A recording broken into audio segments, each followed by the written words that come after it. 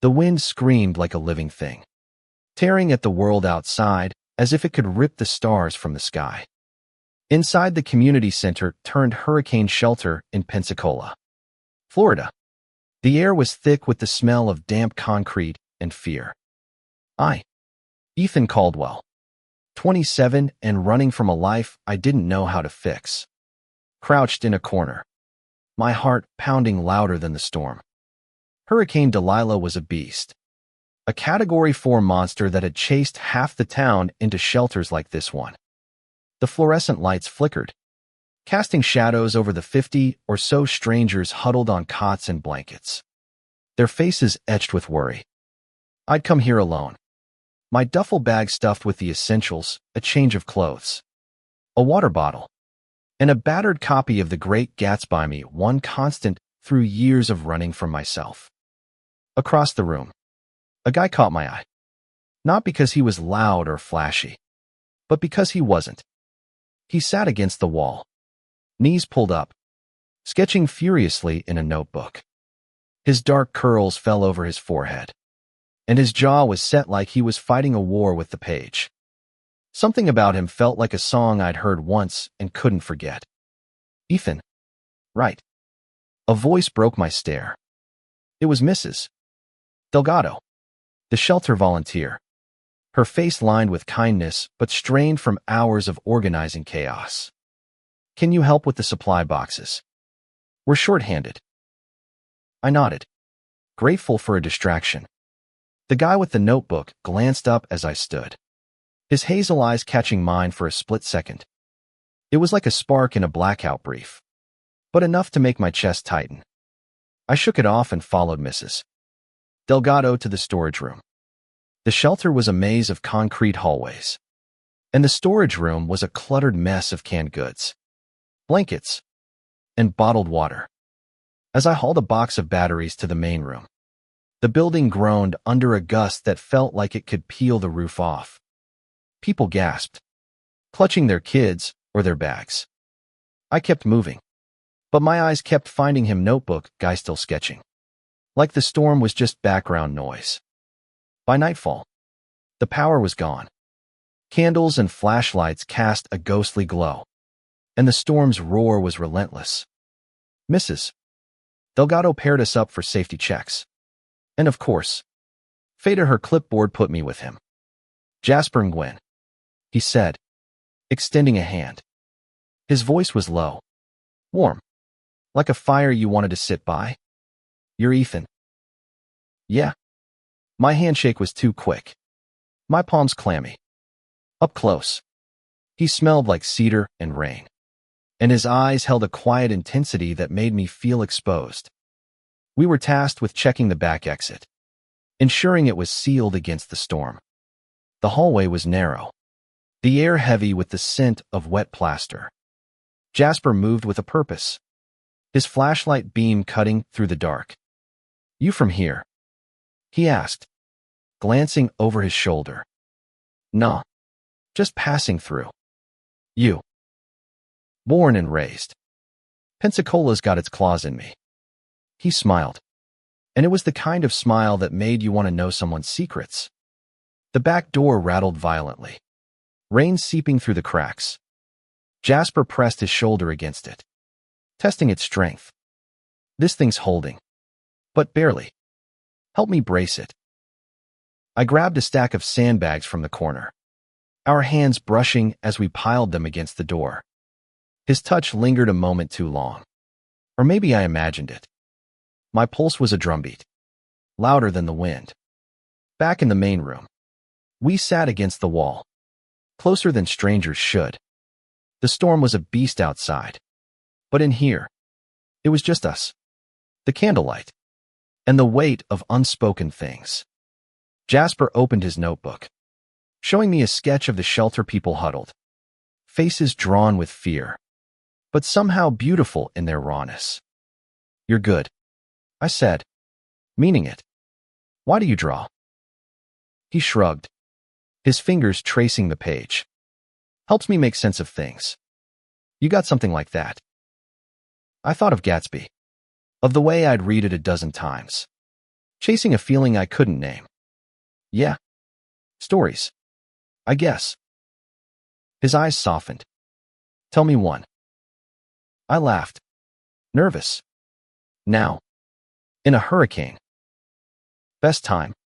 Keeps the fear at bay. So I told him about Gatsby. About dreams that break you. About wanting something you can't have. He listened like it mattered. His gaze steady. His knee brushing mine. The storm raged. But for a moment, it was just us. Two strangers sharing something real. Then the roof groaned. A sickening crack splitting the air. People screamed as debris rained down. And Jasper grabbed my arm, pulling me under a table. His hand was warm. Steady. And I couldn't unfeel it. His voice, low and urgent, said, "Stay with me. Ethan. We're okay." But I wasn't. Not anymore. The table was a flimsy shield. But Jasper's grip was an anchor. Dust clouded the air, and the shelter's ceiling sagged ominously, held up by sheer luck and a few stubborn beams. My heart hammered. Not just from the storm, but from the way his fingers curled around my wrist. Like he was afraid I'd slip away. "Everyone, stay calm." "Mrs."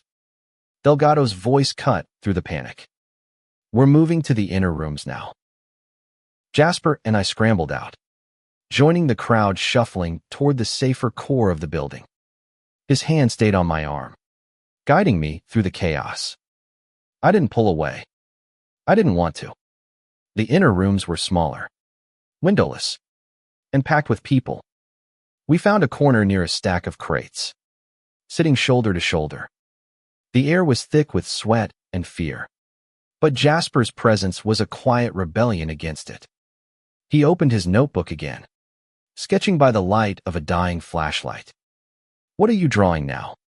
I asked, my voice barely above a whisper. "You," he said simply, not looking up. My breath caught.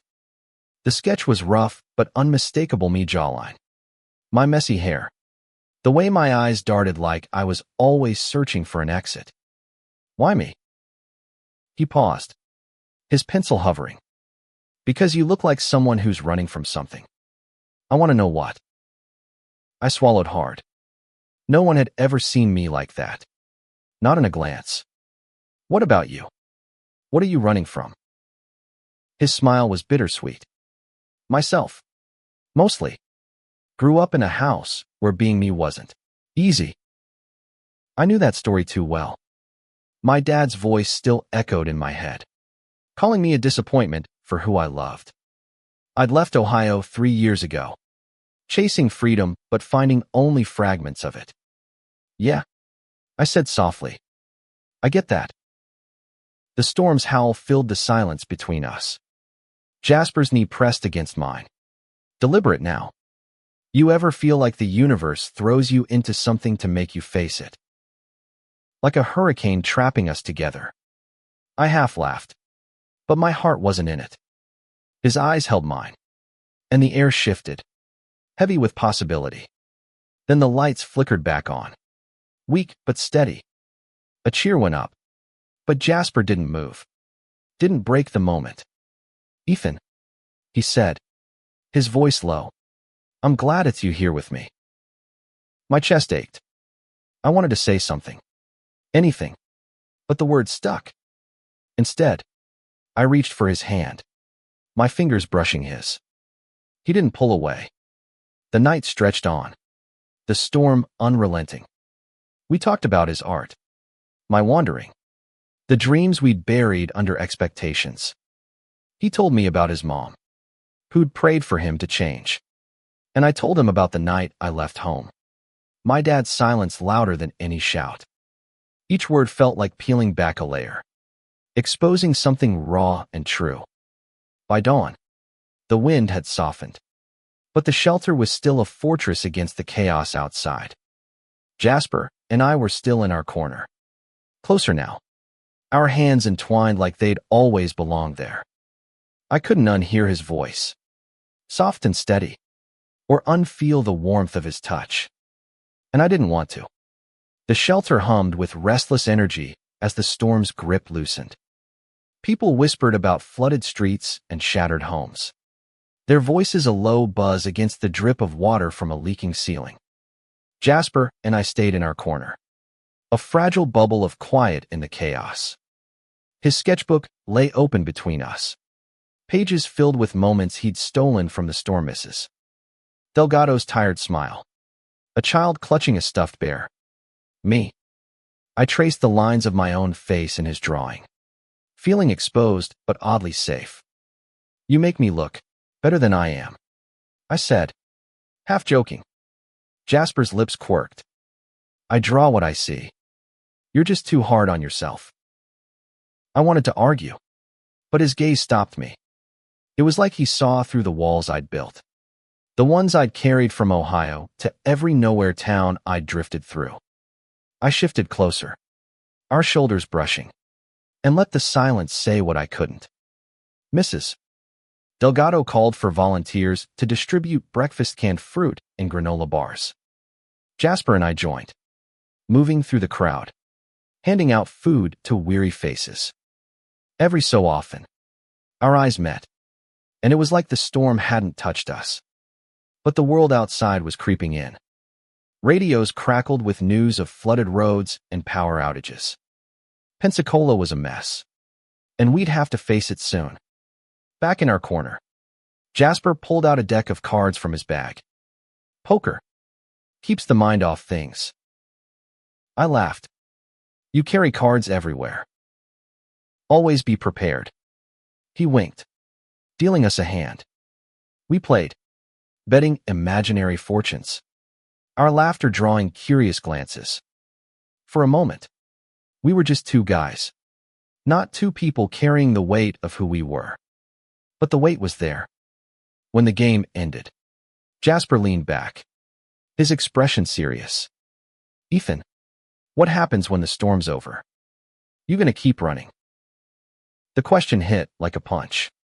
I'd been running so long through jobs, towns, relationships that never lasted because I never stayed. I don't know, I admitted. What about you? You staying in a place that doesn't get you? He looked away, his fingers tapping the sketchbook. I thought about leaving. But this is home. Flawed. Messy. But mine. I want to make it better. You know. For people like us. His words stirred something in me. A longing I'd buried under cynicism. I wanted to believe in a place where I could be whole. Where I didn't have to hide. How do you do it? I asked. Stay? Even when it hurts. Jasper's hand found mine. His touch steady. You find people who make it worth it. My throat tightened. I wanted to be that person for him. But fear clawed at me. What if I let him in and it broke me again? Before I could answer, a shout cut through the room. Leak in the east wing. Mrs. Delgado's voice was sharp. We need hands.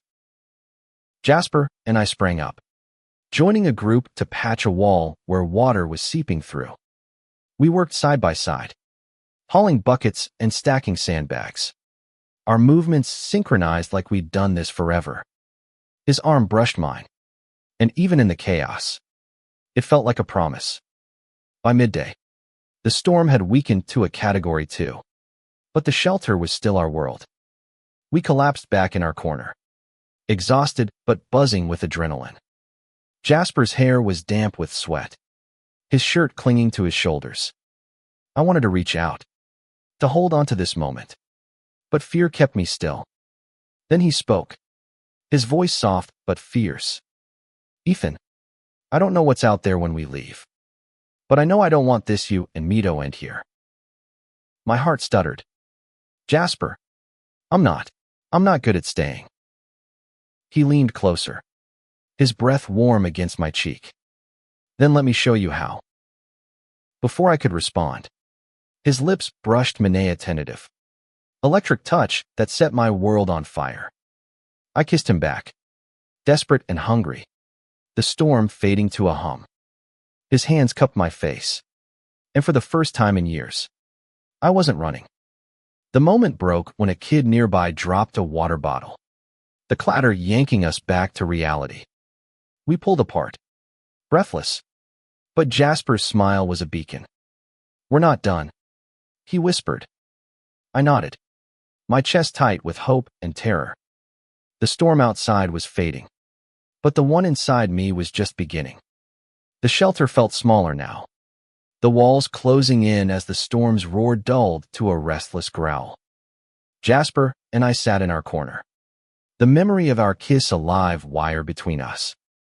I could still feel the warmth of his lips, the way his hands had steadied me in a world that felt like it was falling apart. But the world was creeping back.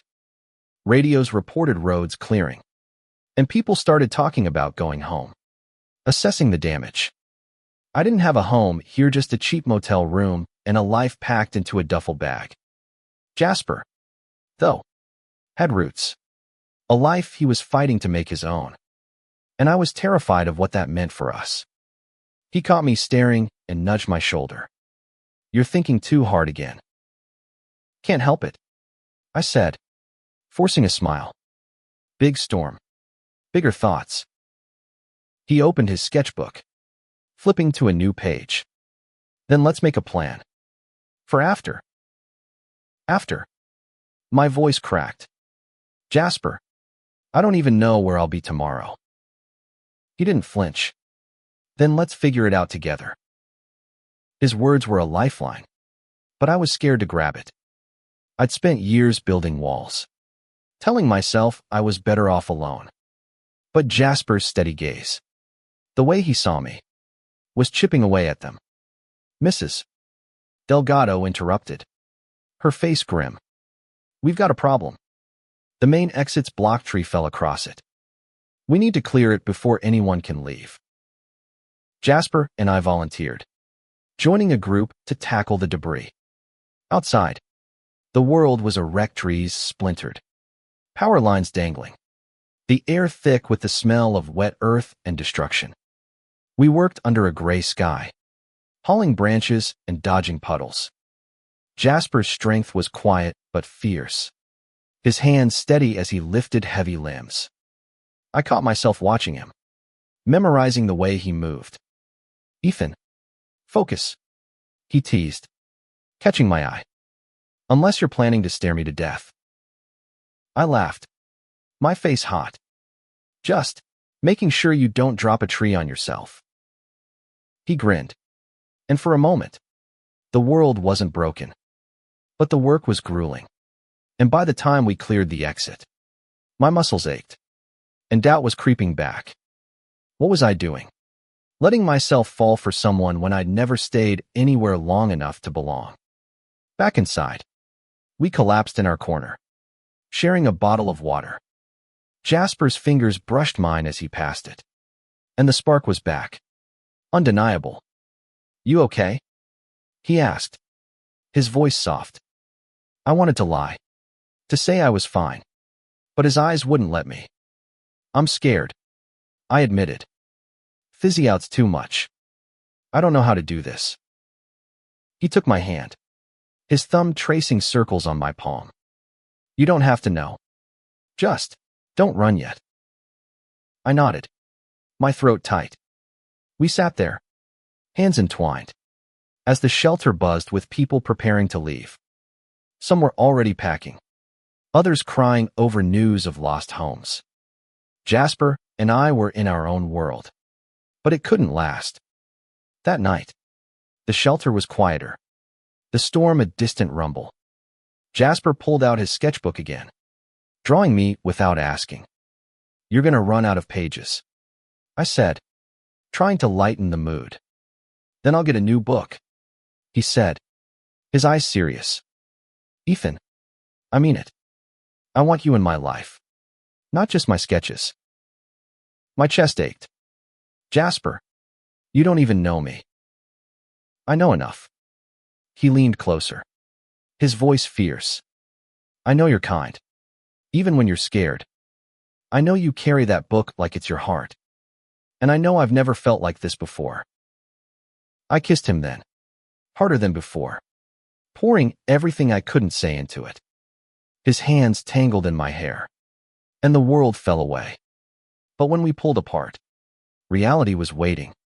"Stay with me," he whispered. "Just for a while. See what we could be." I wanted to say yes, but fear was a knot in my chest.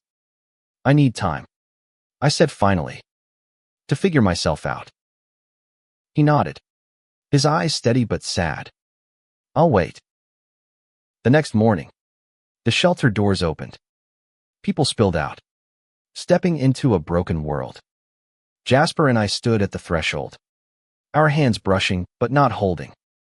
I didn't know if I could stay, but for the first time, I wanted to try. The air outside the shelter was sharp with the smell of rain and ruin. Pensacola lay battered under a gray sky, streets littered with debris, houses leaning like tired soldiers. Jasper and I stepped out together, our bags slung over our shoulders, the weight of the last 3 days heavier than anything we carried. He glanced at me, his hazel eyes searching. "You got a place to go?" I shrugged. "My motel room a flimsy anchor." "Not really." "You?" "My apartment's probably a mess, but it's home." He paused, then added, "You could come with me, just to clean up, figure things out." My heart leapt, but fear followed. Staying meant facing myself, facing us. "Jasper, I don't decide now." He cut in, his voice gentle. "Just walk with me." So we did. The streets were a maze of fallen trees and flooded corners. But Jasper knew the way. We passed a coffee shop with shattered windows, a park where benches floated in muddy water. He talked about growing up here, about sneaking out to draw the sunrise over the bay, about the fights with his family when he came out. I listened, sharing pieces of my own story. Ohio winters, my dad's silence, the years of running from a truth I couldn't face. By the time we reached his apartment, a small unit above a shuttered bookstore, I was exhausted but alive in a way I hadn't been in years. The place was cramped, with art supplies scattered across a table and sketches pinned to the walls. "It's not much," Jasper said, kicking off his shoes, "but it's mine." "It's perfect," I said, meaning it. The space felt like him, warm, honest, a little chaotic. We spent the day cleaning up, sweeping out water that had seeped through the windows, salvaging what we could. Every so often, our hands brushed, and the spark was still there, electric and terrifying. That night, we sat on his couch, sharing a can of soda, the silence heavy with what came next. "Ethan," he said finally, his voice low, "I don't know what you're running from, but I know what it's like to feel like you don't fit. You fit here, with me." I wanted to believe him, but doubt was a shadow I couldn't shake. What if I mess this up? What if I'm not enough? He took my hand, his grip firm. "Then we mess it up together. But I think we could be something real." I looked at him, at the boy who'd seen me in a hurricane and hadn't looked away. And for the first time, I saw a future that didn't scare me. "Okay," I whispered. "I'll stay. For now." His smile was brighter than the sun breaking through the clouds. He kissed me, slow and sure, and it felt like coming home. Weeks passed. Pensacola rebuilt. And so did I. Jasper and I were a work in progress, late nights talking, mornings sketching and reading, arguments over dishes that ended in laughter. I got a job at a local bookstore, started writing again, pouring my heart into stories I'd never dared to tell. Jasper's art found a gallery, his sketches of the storm off us drawing crowds who saw the beauty in our chaos. One evening, we stood on the beach, the gulf stretching endless before us. The scars of the hurricane were still there, but so was the horizon, vast and full of promise. Jasper took my hand, his voice steady as ever. "We made it through the storm. Ethan, we'll make it through anything." I squeezed his hand, my heart full. Yeah, we will. And as the waves crashed, I knew I'd stopped running. Not because the world was perfect, but because I'd found someone who made it worth staying. We'd been trapped together in a hurricane. And now, I couldn't unfeel his hands or unhear his voice. I didn't want to. They were my home.